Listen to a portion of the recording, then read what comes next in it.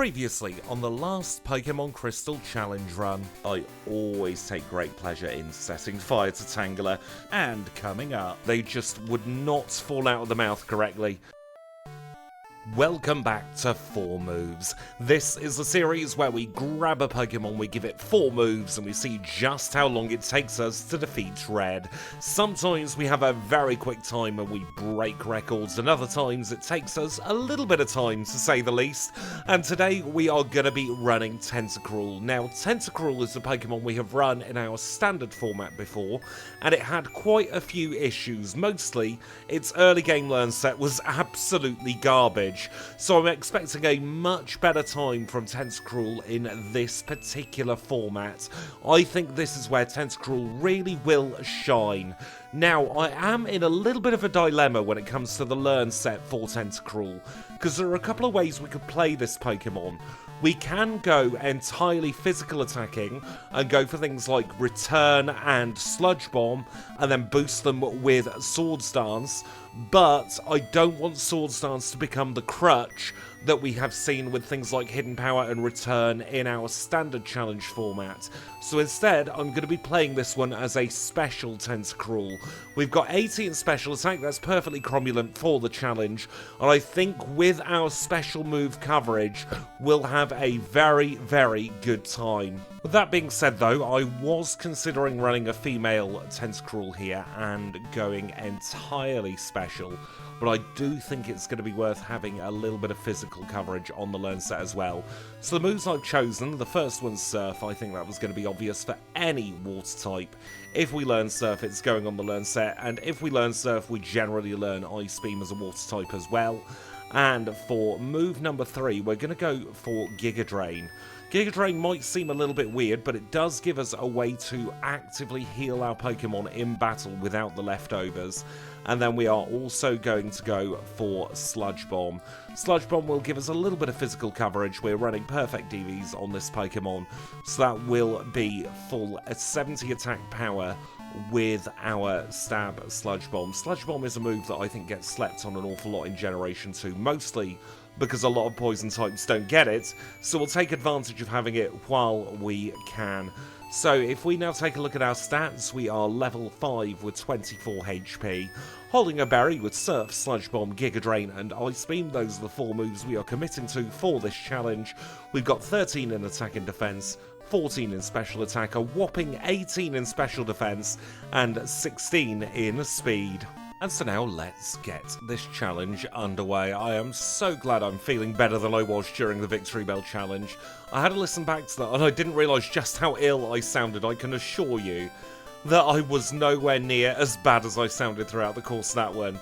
And I am very much now on the other side of this virus, taking a lot of time to rest up and recover, so it will probably be a few weeks before I'm back up to full fitness. I'm needing about 10 to 15 hours sleep a night at the moment, but I am very much feeling better, and thank you to everybody for all your kind words in the comments section, especially to you HM friends, checking in, making sure I'm alright and making sure that I'm not overworking myself. I can now say I'm through the worst and we are ready to go for yet more challenge run fun, and today I think we've got a very good Pokemon on our hands. Tentacruel's one of those Pokemon that I think if it wasn't quite so ubiquitous in the sea, people would pay more attention to it. It's a monster when it comes to its special defense, and its other stats are pretty blooming good too. So I'm not expecting Tentacruel to have a bad time of it at all. Now, the rival really could have any of the 3 starters, and we'd have something good for it. So I've given him Chikorita on the off chance that he can maybe set up a Reflect, or try and do some status conditions, but you never know. I think in this one, the rival is just going to be a bit of a trivial pest, as opposed to anything more important than that throughout the course of the challenge.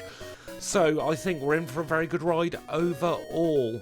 The one thing that I think is going to hold us back is a bit of brain fog. I'm still suffering from that after the virus. It always happens when I get ill. My brain doesn't quite fire on all cylinders, especially with the words, for the first few weeks back. But as long as I keep myself at least relatively well paced, we should be absolutely fine. Now, I do think, that Falkner has the potential to be one of our tougher gym leaders when we get to him, because he has Mud Slap. It's all going to depend on what his AI wants to do.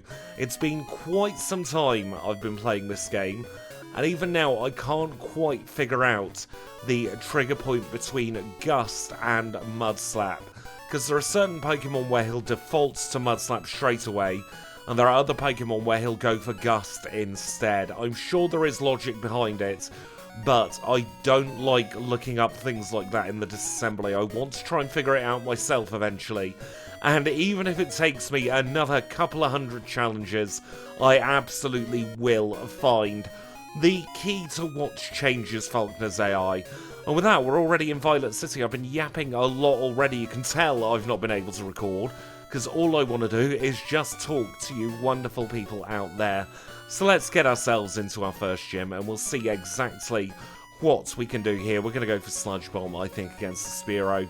Nice critical hit one-shot means we're in for a fairly speedy affair through Falkner's gym trainers. Probably going to go for Surf on the Pidgey. I think their special defense combined with our special attack means that is the correct play.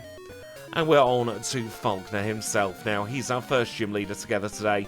Flying type specialist led with Pidgey that went down in 1. Here comes Pidgeotto. It uses Gust, so we don't need to worry. We grow to level 9 and we defeat Falkner in 3 minutes and 39 seconds. That's the time where we get the badge. In case you're wondering, by the way, the time on screen for the splits comes directly from the game's memory. So my timer is completely in sync with the game's memory. So it does mean sometimes it will look like there's a little bit of a delay with badges, but it is just going directly from when it ticks over in a RAM. That way we get the most accurate results for our challenges. The only manual split I have to do is right at the very end when we defeat Red. We always have timed from when it says Pokemon Trainer Red has been defeated, but unfortunately for us there's no thing in RAM that tells us exactly when that happens, so I do have to go back and manually review the footage there. Now, on our way down to Azalea Town, we're going to take on a few select trainers, those who will give us the best bang for our buck when it comes to experience and stat experience.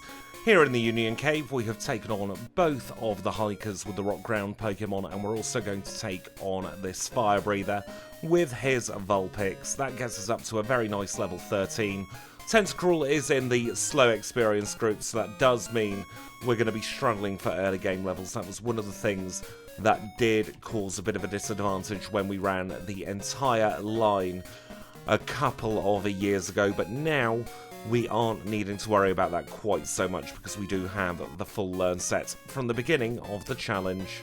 One of the major upsides of being a poison type is we don't have to concern ourselves at all with Team Rocket's pesky status conditions, so we can get through Slowpoke well very, very easily. Also, being a special attacking poison type means we have a very nice time of it with the coughing, and that means we're already into gym number 2, and I think in here we're going to end up doing full trainers. If there's no risk of being poisoned, then it absolutely makes sense. We'll have Sludge Bomb for the Paris with Bugcatcher Josh. He's normally the only one that I avoid because he can stun spore you. But in this instance, I think we're pretty much set for all of them. And after disposing of Benny and his Beedrill, we've just got Josh left to go now. We'll use a Sludge Bomb as we grow up to level 16. And you know what, let us use a berry here just to make sure we're at full health for the Bugsy battle. This is gym number 2 of 16. Bugsy, the Bug-type specialist, leads with Metapod. If we one-shot the Metapod, we know what's coming. It's a one-shot on the Kakuna. Here comes the Scyther. We outspeed because we've got oodles of speed. So it's 2 shots to finish him off, and we defeat Bugsy to obtain his badge in a time of 8 minutes and 54 seconds. And we're going to go straight around the corner now to rival number 2. Not seeing any issues at all here at rival number 2. 1 shot on the Ghastly, 1 shot on the Zubat. Here comes the Bayleaf. We'll use a Sludge Bomb. We poisoned it, Razor Leaf has missed, so we save a turn, and we get through Rival 2 very, very nicely. We're off to a brilliant start here with our Tentacruel, and I can't see it going any worse now as we make our way through the forest. Through the forest, we find ourselves on Route 34, where we've taken on Generidian. We're also going to take on Todd here to get a little bit of experience from his Psyduck. And we are now in Goldenrod City. First thing we'll do is grab a heal. Second thing we'll do is pick up the bike. We always pick up the bike on these challenges. Why wouldn't you want to move twice as fast? It definitely helps speed our way through all of Generation 2, and then we'll get ourselves into the underground, where we'll take on our pair of mandatory trainers now, so that we don't have to do them a little bit later on. We've got the pair of Slowpoke here, which Sludge Bomb is going to take care of, and then we'll use Surf against the Magnemite here at Super Nerd Tiru. Now, because we are so specially defensive, I'm not worried about the electric type in this challenge. The only thing that could go wrong with the electric type is if we get paralysed by something like Thunder Wave, but I think we'll be fine for Jasmine's Magnemite when we see her, and then we can always delay Lieutenant Surge with his Magneton if we need to. But with that, we have now got the coin case. We'll do a little heal here, and we will go and pick up our Rentalabra.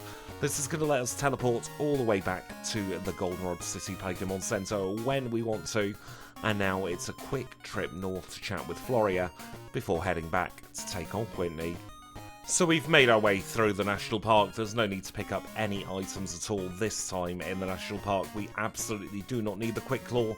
We have enough speed as it is. We're going to take on Mark's Psychic-type Pokemon here just to get a little bit of special stat experience. And we'll take on Alan. Alan's got a lot of physical stat experience locked behind him, and a Sludge Bomb takes very good care of that Tangler. So we chat with Floria. We will use the Rentalabra to get ourselves back into Goldenrod, and I don't think we're going to need to PP heal as we make our way in to gym number 3. This is, of course, Whitney's normal type gym. She's just got Last Carry guarding her, but this should be a one-shot with Surf before we go on to the main event itself. This is Whitney. She is a normal type specialist, and she's going to lead with Clefairy. Now, I don't think we're going to one-shot the Clefairy, so we'll try a Sludge Bomb here. Almost, but not quite. Sludge is kind of nice for us because it does very little damage back to us. I reckon 2 shots with Surf, we outspeed the Miltank, so it's all over for Whitney. There we go, we get our next badge in a time of 14 minutes and 9 seconds. Exactly the same split time there, actually, between Bugsy and Whitney. Doesn't happen too often, but I really like it when we get that tiny bit of symmetry. We are going to grab another heal here, and now we mustn't forget the squirt bottle here in the eavesdropping so-and-so's house. There have been many a challenge which have been lost to me forgetting the squirt bottle, so I'm very glad that I wasn't completely inept there, and I did manage to pick it up eventually. Could have gone either way there, you know. If I had skipped a beat with my old brain, we could have been losing time for not having the squirt bottle. We'll also get the big hammer so that we can get the HP up. We'll either sell that for money, or it means we can not have to get the HP up at Victory Road. We do need to go in to the Burnt Tower regardless. We'll get rid of this Drowsy now, and do we pick up the Ether here? That is the question. I think we will, because we are running relatively low PP moves. And from here, it's straight into the dance theatre. Well, the Kimono Girls really aren't putting up much of a fight at all in this particular challenge. We've been able to one-shot most of them. The only Pokemon that we didn't one-shot was the Umbreon, where we ended up with a 2-shot. We get ourselves the Raft, we'll be using that later on, but for now, there's nothing more we want to do in Ecruteak. So we're going to start heading towards Olivine City. I'm remembering the Repel now at Long Bloomin' Last. And normally I'd be a little bit annoyed by being caught by Beauty Olivia, but we've got Giga Drain that's going to absolutely be a one-shot against her Corsola. We are going to want to pick up the Minceberry here. That will be part of the crux of our Morty strategy. And we'll also pick up the Cowpoo Nugget there as well, to make sure that we've got even more money for vitamins. I think today we are going to reunite the married couple and battle both Derek and Ruth here. They're going to be both fairly easy battles, giving us a little bit of experience and, more importantly, money. Money is the one thing where, if we are doing minimal trainers, I notice comes into play because I'm very spend heavy in these challenges. Look at this now, we're going into the Pokemart here and we're going to buy 6,000 Pokédollars worth of Super Repels, but that will see us fit at least up until Blackthorn. And now that we are in Olivine, we will do a very quick heal here in the Pokemon Center, get ourselves up to maximum PP as we start ascending the lighthouse. And now, after one of the cleanest lighthouses I think we've ever had, we'll have a little chat with Jasmine here at the top. She's telling us to get some medication. We may or may not oblige later on, depending on how we feel, but we'll get out of here for now. We'll do another quick PP heal and we'll make our way back to Ecruteak City. Now, I didn't take on the sailor here, so I've got to make sure that I go all the way left. And with that, we are already back into Ecruteak, where we'll go into the Burnt Tower. We do need to stick on a rappel here, because otherwise we are going to end up with oodles of encounters that we don't want. And now we'll take on the rival for his third battle. This time he is going to lead with Haunter, and we'll get rid of it straight away before it has a chance to swear at us. We'll surf and drown the Magnemite as well, and why change a habit of a lifetime? We say goodbye to the Zubat, and we will Sludge Bomb the Bayleaf. 4 one-shots for Rival 3, so let's now fall through the floor. We'll release the beast, and we can think about taking on Morty. Mintberry equipped and the trainers taken care of, we are now on to Morty himself. He is our 4th gym leader together today, a dual Ghost and Poison type spectacular leader, led with Ghastly that went down in 1. Haunter follows it in much the same way, and we're probably going to 2-shot this Gengar. Hypnosis Mist, so we can save the Mintberry for another day. We'll get rid of the second Haunter there as well. And we obtain the Fog Badge in 7 minutes and 17 seconds. So we might not have kept up that symmetry from the previous couple of splits, but we are still having matching numbers for our minutes and our seconds there, so there is still something there to hold on to the pattern as we move on towards the Lake of Rage. Even though we don't have to go through Mount Mortar, I do like taking on Miller every single challenge when we're running a defensive Pokemon, because it is some very, very good stat experience. And then we'll also take on our 2 favourite Super Nerds, or maybe just one of the Super Nerds actually up to the top today. Oh, I never ever like taking on Brent. His Lickitung annoys me. It's got no reason to annoy me, but there's just something about it that really does get on my nerves. We will take on this Nidoking as well. Is this Ron? Yes, this is Ron, the Pokemaniac. We'll use an Ice Beam against that. We'll grow to level 30. And now we are at the Lake of Rage, where we can take on the Gyarados. Let's see what can we do against this Gyarados today. Sludge Bomb and hope for the best. Leah's not the best thing in the world, but he's gone for Dragon Rage, so we are absolutely in the clear. We get the Red Scale, we'll have a little chat with Lance, and now we will make our way up towards the houses at the very top of the Lake of Rage, because there are some bits that would be nice to pick up on a route here. We will pick up the full Restore, and we'll also pick up the Rare Candy. I don't think we're going to need the Detect TM or the Hidden Power TM on this particular challenge, so instead we will teleport all the way back to Olivine City, do a quick PP heal in case we get caught by anything in the sea, and we'll plonk on a rappel and make our way over to Cianwood. We were encounterless on the way over to Cianwood here, so we'll go straight into the dodgy shop. We'll pick up the secret potion, but we're going to make Jasmine wait a little bit for it, because we have another gym to take care of. This is the fighting type gym, and if we didn't resist the fighting type, I'd be a little bit worried, because we don't have the best physical defense.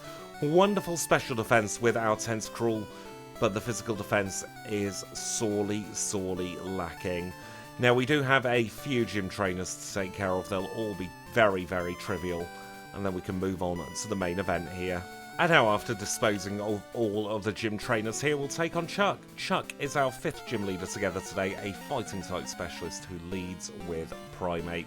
We'll use Sludge Bomb against the Primate, Karate Chop crits and does next to nothing. And we are on to the Poliwrath now. We are going to continue using Sludge Bomb. We've poisoned it, the Mince Berry kicks in, it's all over for Chuck now. Absolutely nothing he could do, bit of a messy battle, but we don't care, because we get the Storm Badge in 23 minutes and 25 seconds. That feels wrong. It's 25 minutes and a few seconds, don't know what happened with the timer there. Let us undo that, and I will get a roughly accurate split on screen instead. And with that, we do now have the air balloon, so we're going to make our way back over to Olivine City, where we are going to reascend the lighthouse once more. As I was reading out that number there, I thought that seems wrong. I've just taken a look at the timer and it's 25 minutes odd. So I'm assuming that I've accidentally hit the split button while doing a little bit of editing, because I edit as I go. Anyway, we can now chat with Jasmine here at the very top of the lighthouse. We will get out of here now. We will make our way down into Jasmine's gym, where we will get ready to take her on. So this is, of course, Jasmine. She is our 6th gym leader together today. She's a Steel-type specialist who's going to lead with Magnemite. We'll use Surf against the Magnemite, we'll knock it out in one. Here comes another one, and yet again it's another one-shot. We have Steelix up after that, Surf crits and one-shots, and we defeat Jasmine in a very accurate time this time of 26 minutes and 14 seconds. With that, I've got a little bit of housekeeping to get on with, so I tell you what, I'll get on with that, and we'll meet up in Mahogany. And that's all of the bits and bobs picked up for now. We ended up having enough money for 7 calcium in the end, which we have stuck into our Tentacruel, and now that does mean that calcium is maxed out in terms of vitamins, so we do now have the best possible special stats that we can have for our Tentacruel. Now, we've got this horrible Mahogany hideout section to get on with. I'm not going to make you sit through any more of this, let's skip ahead to the end. And that was, for once, a nice and quick Mahogany Underground section. That gives us access to the bath plug. That'll mean we'll be able to get through a whirlpool or two a little bit later on. And more importantly, it gets Lance out of our hair, at least for a little bit. With that, we'll go into our next gym together. This is Price's Ice-type gym. We are going to take on this Jinx here, get ourselves a little bit more in our special stat experience. And we can now take on Price himself. Price is our 7th gym leader together today, an Ice-type specialist who leads with a Seal. We're going to use Sludge Bomb against the Seal, we'll knock it out in one, and then it's probably going to be a 2-shot on the Dugong. Headbutt does next to nothing at all, and we've got Surf for the Piloswine. Very, very nice Price battle there. Time of 32 minutes and 13 seconds for the Glacier Badge. Let's get out of here. We're now going to get that dreaded call from Professor Elm. We're going to ignore it as long as we can by taking a trip now through the ice path. I like going this way before taking on any of the rocket section. A, because you've got to go this way anyway. So if you're in Mahogany, it saves a fly or two. And B, you do get access to an extra couple of elixirs as well as a couple of PP ups. So you can then heal your PP throughout the rocket section without needing to go back to the Pokemon Center. So it does save a little bit of time overall. It's one of those nice time saves that I really would advocate doing in any challenge run, not just in very specific circumstances. Goodness me, can't say those words. There are certain words, you know, where I just cannot ever pronounce them correctly. No matter how many takes I would do, they just would not fall out of the mouth correctly. So we're just keeping it in specific circumstances. And now with everything else picked up in the ice path, we'll do a very quick fly to Blackthorn City. We will pick up our Max Repels. We're going to need 12 of these to see us through to the end of the challenge. That is the last time we need to buy any kind of repels. There's one of the elixirs. We got the other one on Route 45. I want to say maybe 44. I can never remember the route numbers. Going to pick up that revive. We'll sell it for a little bit of money. And down here we have the extra PP up. I am, for a little bit of insurance, going to pick up the second Prosecure Berry. Not sure if we'll need it, but it is only a couple of seconds extra to go and grab it. And now that we have 7 badges in Goldenrod, there is nothing more we can do to put it off. We are in the rocket section. We are ready for Rival 4 though. We're about a third of the way through this rocket section, so let's see how we get on. This time he's going to lead with Golbat. We'll use an Ice Beam, we'll get rid of it in one shot. We'll swap to Surf for the Magnemite, we'll take care of that in one hit as well. We can Surf all over the Haunter, it goes down in one. And then probably a Surf on the Sneasel. It's a one-shot, that's what we like to see. Now, are we going to one-shot the Meganium? Yes, we are. Absolutely perfect. Rival number 4 there. And we can now keep on progressing through this horrible rocket section. I really don't like this section. It is such a time sink and such a slog.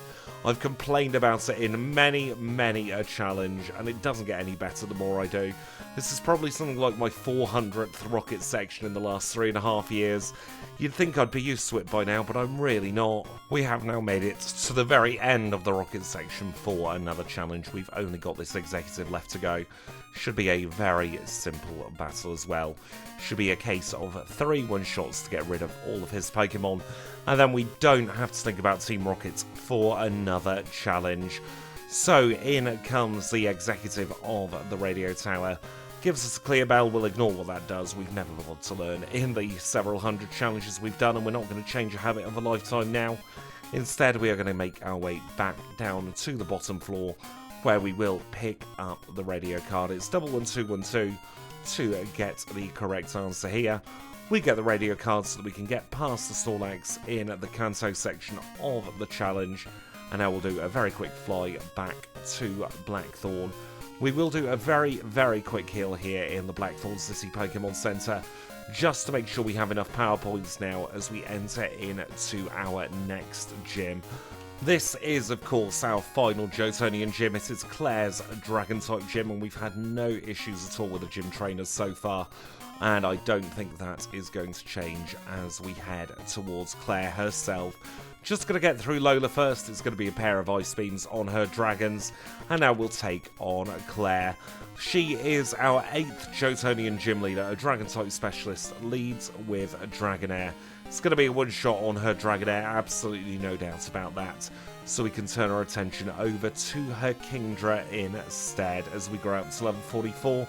And I reckon, you know, a pair of Sludge Bombs might just about do it. Combined with the poison effect there, we guarantee the 2-shot without a healing loop. And she didn't even get a chance to land her smoke screen. I can understand why she's a little bit salty today. She didn't have anything go right for her in that battle. But still, I think she should give us our gym badge instead of making us traipse all the way into the Dragon's Den and having to deal with this so-and-so. We're going to Ice Beam his Dragonair today and then ignore him. Because we are against the clock, we can't mock him too much when we have other things to do with our time. We'll get through that single whirlpool.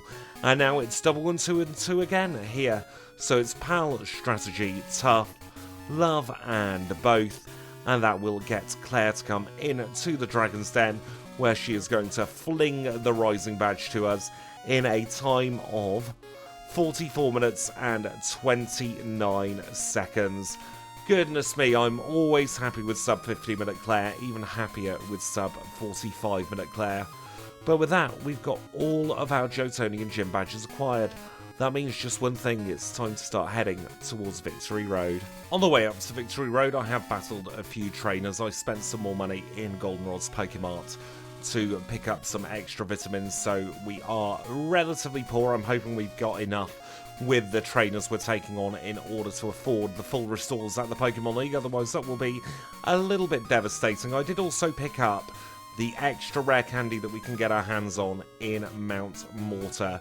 I thought that would be a good rare candy to pick up just because we are in the slow experience group, so I want to make sure we have as many levels as possible for some of the trickier league battles. This trainer here, Big Beth, is our last trainer before the rival battle. So now we'll do a very quick loop-de-loop picking up the Max Elixir, and we'll make our way in to Victory Road, sticking on another Super Repel here, and we will pick up the HP up. That will let us do our Karen strategy should we so need it. But before we take on Karen, we've got a bunch more things to do, including taking on rival number 5. This is the 5th and final rival battle. It should be a very easy walk in the park. Starts off with a pair of one-shots against the Sneasel and the Magneton. We continue with the one-shots against the Kadabra. We will one-shot the Golbat as well. And that brings us on to Haunter. We'll use the Surf against the Haunter. We'll knock it out in a single hit. And will it be a one-shot on the Meganium? Yes, it will. Growing up to level 47 there as we get through the rival for one last time. With that, we are in fact at the Pokemon League. We'll heal up whether we need to or not. And we will now see, do we have enough money for 4 full restores? Yes, we do. Let us park ourselves in front of the stairs now. We'll take a look at our stats and make some predictions. We are level 47 with 159 HP, holding the Mystic Mortar with Surf, Sludge Bomb, Giga Drain and Ice Beam. 104 in attack, 99 in defense, 115 in special attack, 153 in special defense, and 127 in speed. Those are, of course, the outer battle stats. We'll get a big buff in battle as we're about to see against Will. In terms of the league, I think we should have a fairly easy ride through. Maybe a couple of issues with Will if we don't get the correct ranges. I think that Koga and Bruno will be a walk in the park. Karen, I think I'm erring on the side of it should be an okay-ish battle, maybe. And then we'll be perfectly fine for Lance. I don't think Lance is going to cause any issues at all. So let's get started, and let's take on Will. He's our first league member together today, a Psychic type specialist, so he does have the type advantage. Leads with a Xatu. Ice Beam's a one-shot on the Xatu, so he's going to send out his Jinx next. We'll take advantage of her Paper Thin defenses by using a Sludge Bomb. Now we're going to Giga Drain the Slowbro and hope that he goes for Curse. He didn't, so we'll swap to a Sludge Bomb and we'll get the two-shot that way instead. We will Ice Beam the Xatu, and now I think there's absolutely nothing that Will can do. We'll Ice Beam the Executor as we knock it out and grow up to a very clean 48 there. And we are through Will in 49-10. Now, because we're at the cleanest possible level, I'm going to use Rare Candies now. That way we're not wasting too many experience points. So we're going to get all the way up to level 54 as we take on Koga. Koga is our second league member. He is a poison type specialist, much like us. Leads with Ariados. It's a one-shot on the Ariados. It's a one-shot on the Venomoth as well. And we are on to the Fortress. Why change the habit of a lifetime? We'll one-shot that as well.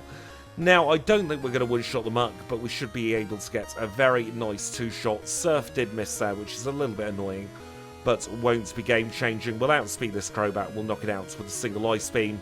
And we are through Koga in a time of 49.57. Going to use a very, very quick full restore here. Make sure we're at full health for the Bruno battle. I think I did accidentally there use one of our HP ups, but we do have another one waiting in the wings for the Karen fight. Let's now take on Bruno. He is a fighting type specialist, leads with Hitmontop. Not much we can do against this Hitmontop, but Dig doesn't do too much. We'll move on to Hitmonchan and we'll get a nice critical hit there. We'll Sludge Bomb the Hitmonlee as well. It will go down in one. Now, it's probably going to be a one-shot on this Onix. I was expecting the Machamp next, actually, so that's fairly thrown me a little bit, but we'll two-shot this Machamp, and Rock Slide will do virtually nothing at all. Nice. That's what we like to see. We can move ourselves on to Karen. For Karen, we are going to use a Max Elixir. We'll use a HP up, and we will use a full restore. I've used those in the wrong order. It's fine. We'll be absolutely fine for Karen. She is our final league member, leads with Umbreon. Sand attacks hits, but Surf is a two-shot on the Umbreon. Up next is Vileplume. Ice Beam has connected, so we get the one-shot. Gengar's next. We'll use Surf, we've connected, and she knocks herself out. We are going to Surf against the Murkrow, and as long as the Surf now connects against the Houndoom, which it has done, we get a very easy Karen. That is Karen done in 51.25. We can move on to Lance. Lance is the final obstacle between us and the Hall of Fame. He is the liar with the flyers, and he's going to lead with Gyarados. We'll use Sludge Bomb against the Gyarados. We'll take it down under half health as Hyper Beam hits us for a teeny tiny bit of damage. We grow up to 56, and out comes Dragonite number 1. We've got a quad super effective Ice Beam for the Dragonite, so they're going to be no issue at all. he might as well not bother sending out any of these Dragonite because they're all going to meet the exact same fate. And that means we can swap to Surf for the last two Pokemon. We say goodbye to the Aerodactyl and we're going to say ta-ra to the Charizard. And we don't quite make it to level 57, but we get through Lance in 52 minutes and 10 seconds. One of the smoothest Pokemon Leagues I can remember, at least without a setup move anyway. That does give us now our final Hall of Fame time of 52 minutes and 26 seconds. Goodness me, I'm very, very happy with how Tentacruel has performed in this first half of the challenge. Should we take a look at the leaderboards? And on our 4 moves midpoint leaderboard, we are in second place. Quite some ways behind Scyther there, but I don't think anything's going to be catching up with Scyther in the near future. A very, very respectable second place, leading that second pack of Pokemon there, and pushing Corsola down onto page 2 of our 4 moves midpoint leaderboard. And then if we take a look at our All Crystal leaderboard, we are in a very good 12th place, almost on page 1 there, for our midpoints with Tentacruel. It's very difficult to get onto the page 1 of our All Runs leaderboard, so I am very, very, very content having our 12th place finish there for the Tentacruel. I say the 12th place finish, we are only halfway through this challenge. There are still another 8 gym badges plus the red fight left to come, and it really can all change. So don't you dare go anywhere, because Kanto is next. And now we are rejoining the action as we always do here in Vermilion City, where the first thing we'll do is grab a rare candy from the chairman of the Pokemon fan club. And with that safely tucked away in our bag for another challenge, we'll start making our way through the Cantonian gyms. And first up today is Lieutenant Surge's Electric type gym. Even though we have the type disadvantage, I'm quietly confident about this gym battle. Just got to get through Gentleman Gregory first. He's more of a pest than anything else, and now we'll take on Surge. Surge is our first Cantonian leader, electric type specialist, led with Raichu that's already gone down. Up next is Magneton. Surf will make light work of that as well. And up third is Electabuzz. We'll use a Sludge Bomb on that, take advantage of its slightly lower physical than special defense, and we'll finish off the last 2 Electrode with a pair of Surfs. So that is our first Cantonian badge on the board, 5434 for the Thunder badge. Let's get out of here, and now we can take a trip towards Celadon City next. Gonna dip into that Pokemon Center so that we can save a little bit of time in the fly menu later on. And now that the repel's worn off, we can take a full-on trip into Celadon. Not going to bother with the PP up, I don't think we need it. Instead, we're going to go straight into our next gym. Now, I do like these gyms where you have both the type advantage and disadvantage to them, because it kind of messes with my brain a little bit. Because it means that I have to remember that no, grass is going to run neutral against us. You see the water type and you instantly think, oh no, we're going to be in a lot of danger here, but actually we'll be in for a fairly smooth ride of it, I reckon. We've got Ice Beam, we've got Sludge Bomb, there's not going to be anything at all that poor Erica can do, so let's take her on and we'll see what she tries to do in this battle. She's our second Cantonian leader, led with Tangela, that's already gone down in one shot. And you know what, I think we're just going to hold on to the Ice Beam button for now. It seems to be doing just the trick. We get rid of the Victory Bell, we'll also get rid of the Jumpluff, and she's only got her Blossom left to go. Another one-shot seals Erica's fate, and we get her badge in 56 minutes and 4 seconds. Let's get the heck out of here, let's get on the bike, and let's get ourselves down to Fuchsia City next. Well, we're going to have a trip to meet Janine. Janine is the newest gym leader in all of Kanto. She has taken over her father's gym, but she's not very good at her job yet. Gonna get through Birdkeeper Bob first, which is a nice and easy battle. And into the gym we go, where we will take her on. This is Janine. She is our third of 8 Cantonian leaders. Leads with Crobats. We outspeed the Crobats and we knock it out in 1. And up second is Venomoth. She wastes her money on a dire hit. She hasn't learned yet, has she? And we knock it out in a single hit as well. We've got a pair of Weezing coming up next. They're going to be one shot apiece. And the last Pokemon is going to be her Ariados. Another one shot seals Janine's fate in a time of 56 minutes and 59 seconds. 57:01 is the time the RAM ticked over for that one. Now, let's get ourselves back to Saffron City, where I've got to take a trip through Backwards Rock Tunnel. That rock tunnel never gets any easier, but we are through the other side of it now, and we can make our way over to the power plant. This is where the most incompetent manager of all of Generation 2 lives. He manages to get the machine parts stolen from under his nose, so we'll have to, like we do in so many circumstances here in Generation 2, we'll have to take matters into our own hands, and we'll have to fix problems that the other people cannot seem to fix. Before we do that, though, it's time for Sabrina.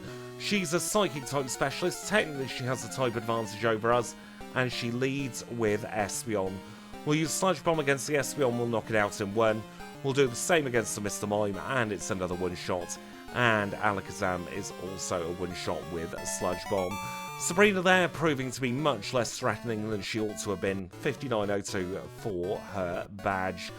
And you know what that means after we have defeated Sabrina? It's into Cerulean City we go, where it's going to be time for everyone's favourite, Nugget Bridge. And Nugget Bridge is, of course, our chance to sit back and have a little chat as we get through all of these pathetically easy trainers. And in this one, I want to talk to you all about a comment I received about the 4 Moves Challenge, with a little suggestion that I really do want to take on, but I'm not quite sure how I'm going to go about it yet. Somebody very lovely commented about using later generation learn sets for some of the Pokemon that struggle in Generation 2, and I think that's a bloomin' brilliant idea. The only issue is, in formats like this, you can only add too many twists to a video before YouTube and the general wider public decides, nope, it's too complex, there's too many yes-ands in here, so I'm not going to watch the video. And any time a video doesn't do well on the channel, it then harms the performance of future videos, so I'm not able to really take as many risks as I would like, should I say, with the content. But I definitely think it's something that could be worth at least giving a go on stream, and that does pose the other question of how are we going to do it? Are we going to pick a bunch of moves before the back port, or are we going to do all of the moves it can learn and then pick when we are there? There are so many ways we could play that. Some will be easier than others, but it's definitely one thing that I'm going to be keeping in mind. I really like the idea of giving Pokemon a further leg up with later gen learn sets. Now let us take on Misty. She's going to be very, very easy. Misclicks there, meant to go for Giga Drain against the Quagsire. Of course, Giga Drain is 4 times super effective, so it will knock it out in one. Sludge Bomb's going to be a 2-shot on this Lapras, and we didn't end up frozen by the Blizzard. And then I reckon, you know, a Sludge Bomb is going to give us the highest chance of knocking out the Starmie. So that is Misty defeated. Cascade Badge acquired in 101.38. We'll grab the machine parts. We will then use our Rental Abra to get all the way back to Route 10. And we will do the job of both the Cantonian Police Force and the Cantonian Power Plant, so that we can actually progress further through this challenge. So we will give the machine part back to the manager here. He'll give us Zap Cannon. Wish we could learn it. It's one of my favourite moves, but we cannot in this challenge. Instead, we'll move on to Lavender. We've already got the fly spot because we did Backwards Rock Tunnel. We will get the X-Men card now, and with that, we can make a trip to Vermilion once more. We've beaten up Surge already, so we don't need to worry too much about doing anything here. Instead, we'll wake up the bear with the Pokeflute, and we will make our way through Diglett's Cave. One of my favourite things about this Kanto routing is we're able to get through all of those bits of nonsense on a single repel here. And now, after taking care of Camper Jerry, who's standing in for Camper Liam, we are ready for Brock. Brock is our next Cantonian leader. Rock-type specialist leads with Graveler. Graveler goes down in one, as does Rhyhorn, so he's going to send out his Omastar next. We've got Giga Drain for the Omastar. We'll get ourselves back up to full health courtesy of that. We'll use another Giga Drain against Kabutops, and we might as well continue Giga Draining against the Onix. Very, very simple Brock battle there, and we get through in a time of 1 hour, 3 minutes, and 26 seconds. Let's get the heck out of here now, try and avoid 3 drill on the way back, and we can start heading south towards Cinnabar Island. Not going to risk... Do I risk the quick movement? Yeah, let's do the quick movement here. see if I can do it all very smoothly, just about. And that does mean now we are through Route 1 and on to 21, which is where Cinnabar Island lives. We'll have a little pickup of this rare candy. We will talk to the sign because we did bad movements, and we'll have a little chat with Blue. Blue will go in to his gym. He's only got one gym leader to wait for us before we get to him, and that gym leader is, of course, going to be Blaine. And we're going to have one of the easiest gym battles I think we'll ever have in this challenge. This is Blaine. He is a fire-type specialist, leads with Magcargo. So one shot on Magcargo, here comes the Bumphead Fire Duck, and there goes the Bumphead Fire Duck. Growing up to 62 as the Rapidash comes into play, we knock it out in 1, and we get Blaine's badge in a time of 1 hour, 4 minutes, and 33 seconds. Let's now use our Max Elixir here, and we will rental Abra back to Viridian, where we are going to go straight into our final gym. I think for our final gym we will stick on the leftovers. Been bitten too many times by this Blue battle to risk it, and we'll see how we get on. This is Blue, Mixed Type Specialist, leads with Pidgeot. We'll use Ice Beam against Pidgeot, and it is a one-shot. That's a very good start. Alakazam is next. Sludge Bomb is a one-shot, so we don't need to deal with Reflect. We've got Giga Drain for the ride on there. Might as well use that, considering it was right in front of us. We will Sludge Bomb this Gyarados as Hyper Beam hits for negligible damage, and I think we're in the clear now for the rest of the battle.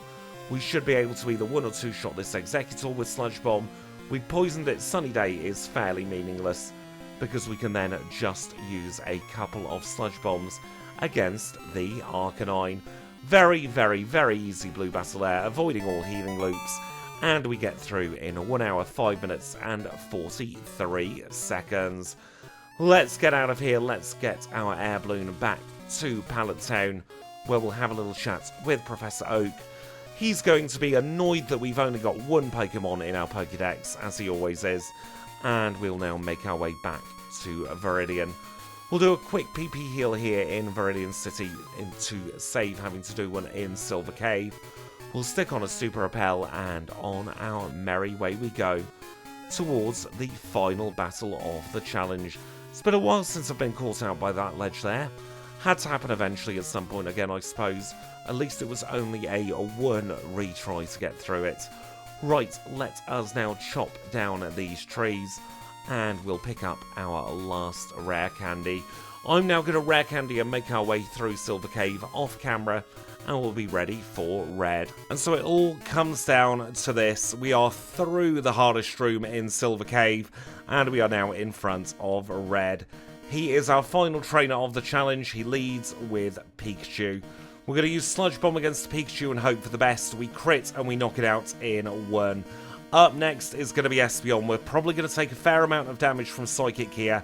Ooh, that's a lot more than I anticipated. We get through though, and we are on to the Snorlax. I think our best bet is to try and freeze, which we've done first try. Right, okay, I wasn't expecting that. Sludge Bomb time, please don't thaw out. Please don't thaw out. Please do not thaw out. Stay frozen. You love me, don't you, Snorlax? Yes, you do. Right, onto the Venusaur. What do we do here? Probably a Sludge Bomb, meant to go for Ice Beam. Doesn't matter too much in the grand scheme of things, hopefully. So the beam hits fairly hard. I've misplayed there quite badly. Let's hope that doesn't mean too much overall. We can Giga Drain this Blastoise. He's going for Blizzard. Let's hope that he doesn't freeze us. Let us really hope that he does not freeze us. We can recover our health. He's going for Surf now. This is brilliant. We are through the Blastoise. I think we have just this Charizard left to go. We will Surf. We get a lot of damage done. He crits, but it's all over for Red now. We defeat Red in a time of 1:08:22 with 0 resets for Tentacruel. Goodness me, what a fun challenge that was. I genuinely was not expecting 0 resets throughout this one. I thought we would have a bit of a war of attrition there at Red, but we got the luck on the day. Should we take a look at the final leaderboard? And that time of 1:08:22 puts us in a very, very comfortable second place on our 4 moves leaderboard. There's no shame in being behind Scyther who really is in a league of its own. It does mean that Corsair is now on page 2 along with Magneton and Sunflora, and it does mean that Arcanine had better watch out because it's in the page 1 drop zone. If we now take a look at our overall Crystal leaderboard, we are on page 2 in, unlucky for some, 13th place, in between Flamigo and Absol's backports there, and I think that's probably, in fact, if anything, a little bit over where Tentacruel should be on our final leaderboard. We definitely had all of the luck go our way in that challenge run. Sometimes happens and we end up with a really, really quick time. I'm happy with that one and I hope you are too. If you are, please do make sure to leave a like on this video. If you want to see more challenges just like this, click the subscribe button. If you want to see all these challenges a little bit earlier, you can always join the channel membership and become a HM friend. Of course, if you've got any feedback, leave it in the comments down below. But until next time, I will say thank you all so much for watching, and I'll catch you all very, very soon.